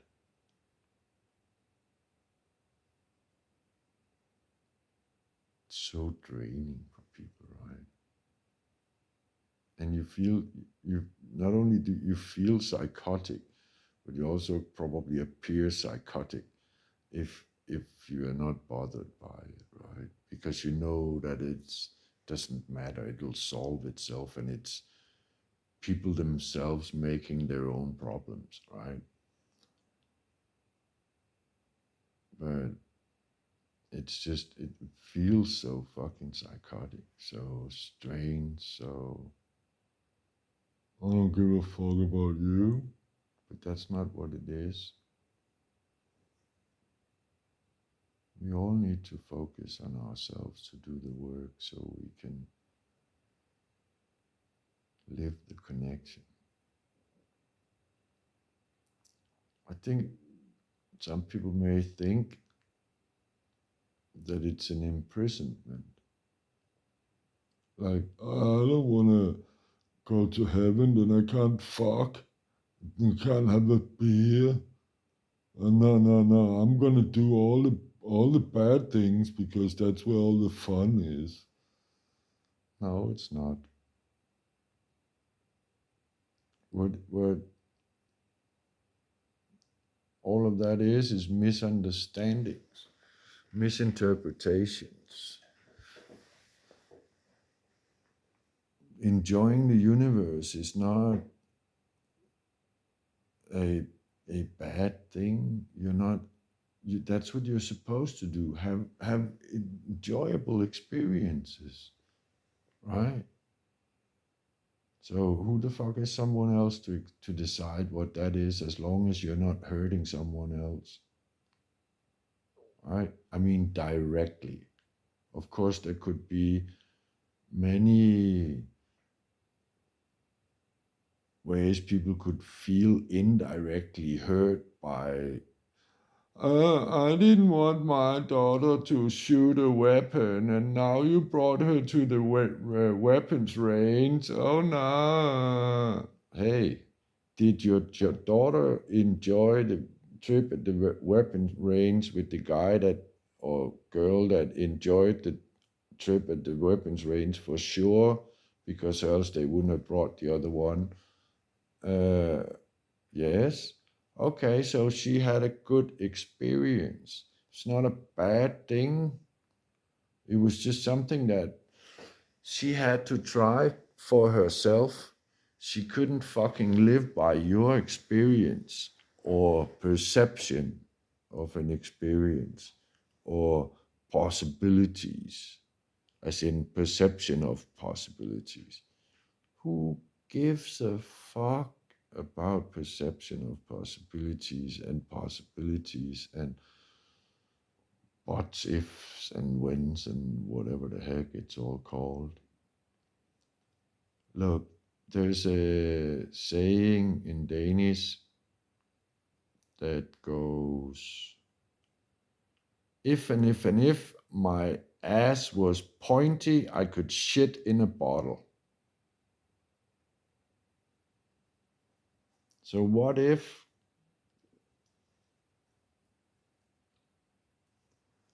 it's not conducive, right? What's good is put down information and then let them experience it for themselves. Then you build trust.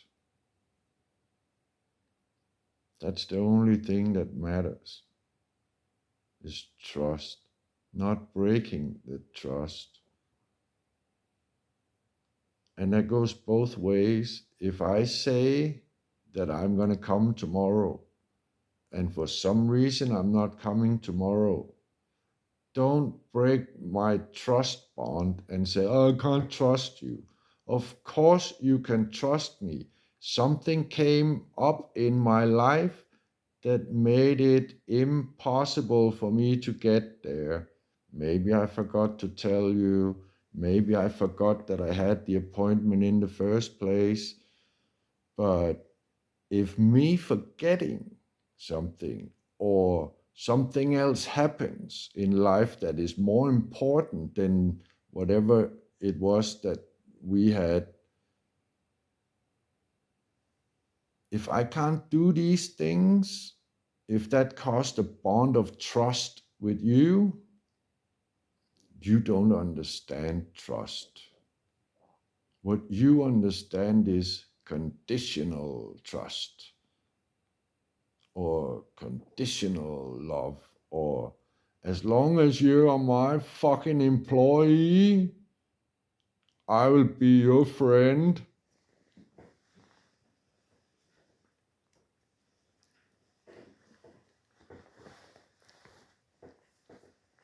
It's not meant to be anything than a trustful and loving place. But we were given a gift of free will. So if you want to be the jester,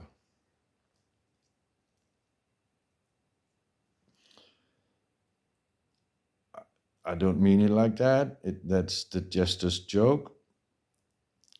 Then let them suffer.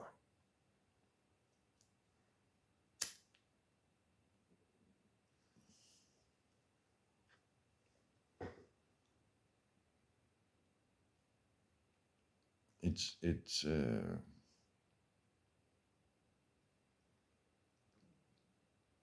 good to be living in a trust system. And it shouldn't be that I have to earn your trust, because the moment it is I have to earn your trust, I can lose your trust as well. And is it then trust? I mean, is it truly trust then? Or is it just, I have confidence in you until you prove me wrong?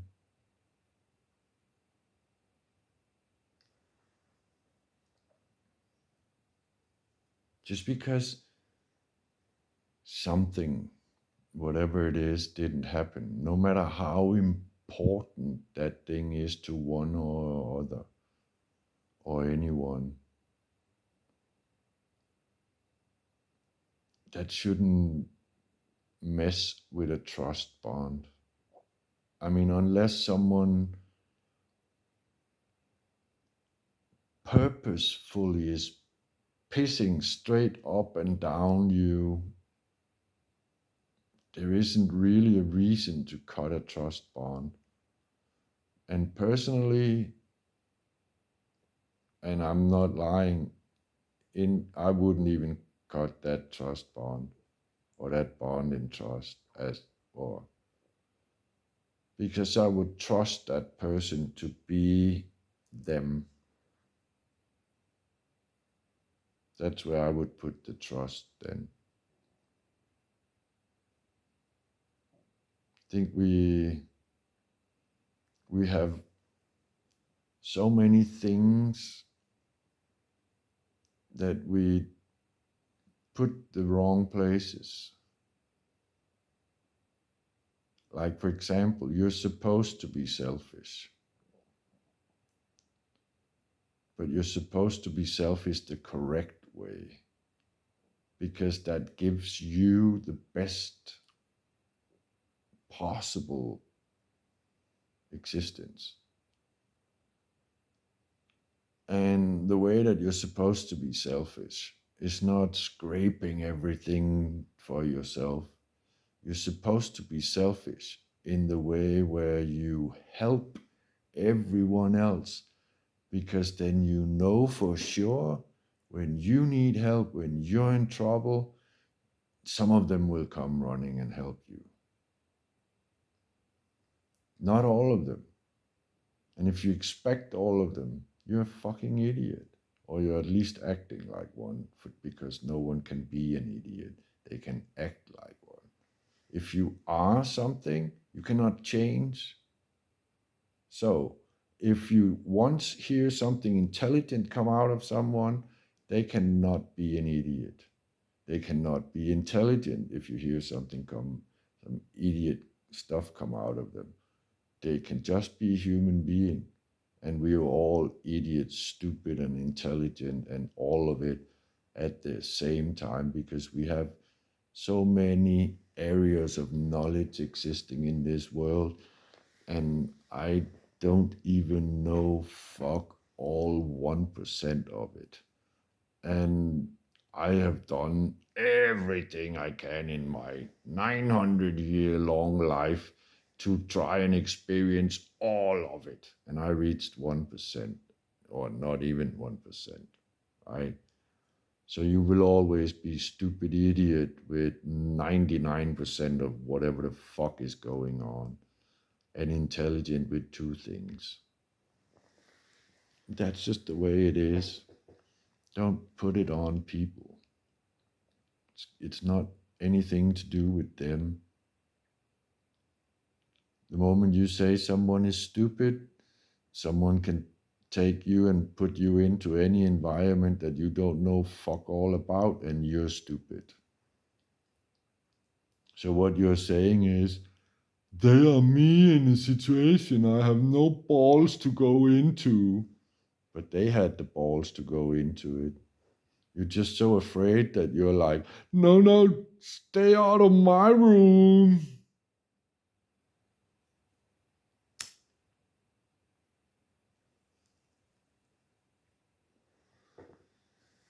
Look, I'm not trying to piss people off or anything. It may come off as if I'm stabbing people with knives in form of words or something to some extent, but it's just a way of conveying things in a faster way. Like, you're not in doubt what I think about that type of behavior, that type of thought, because I made it clear. Right? So I don't have to tell you. I find it a stupid thing to do. Why would I do that when I can just show it? If you think I'm making fun of someone doing that, saying it like that, that is all on you. I'm not. I'm just using imagery 2 or 3 times or in 2 or 3 layers as I'm expressing. And it's all due to that if I have to tell you everything, then when I have to tell you about the cup of tea that I had this morning, it takes 5 fucking minutes.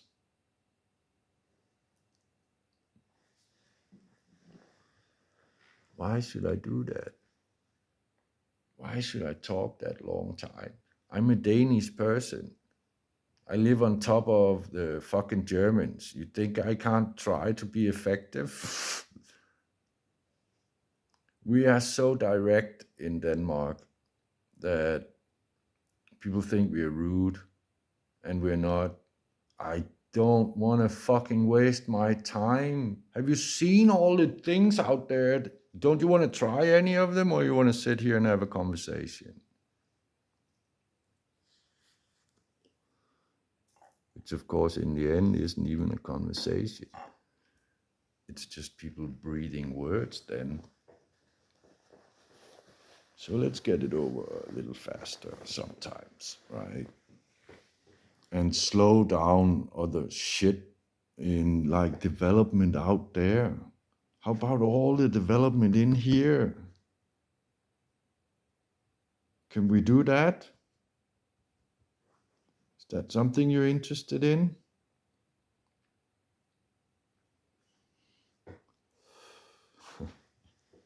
Sounds like all of a sudden I'm sitting here talking to the whole world. And I can hardly feel the connection with the person I was talking about before, so maybe there's no one left in the video anymore.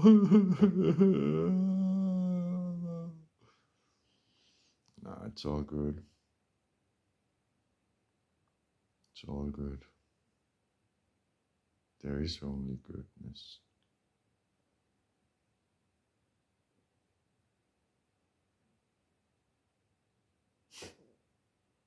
Sounds so strange to say.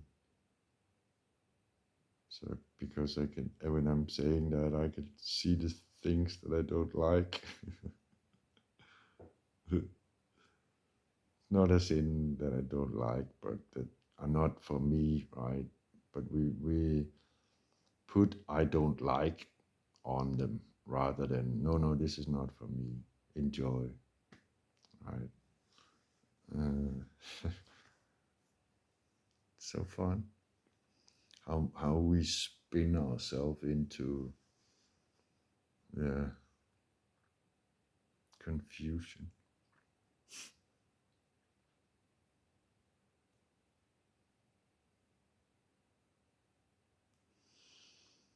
Okay, this is it. You feel it?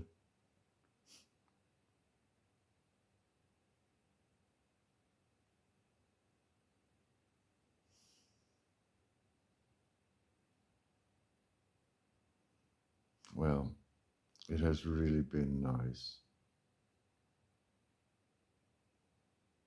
And I don't know, I'm really glad that you actually did see this till the end.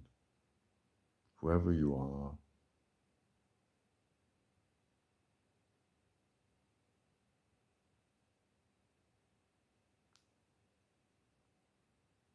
it's good feeling you. And thank you. Okay, I'll see if I can do that. Whoa. Thank you. I love you too.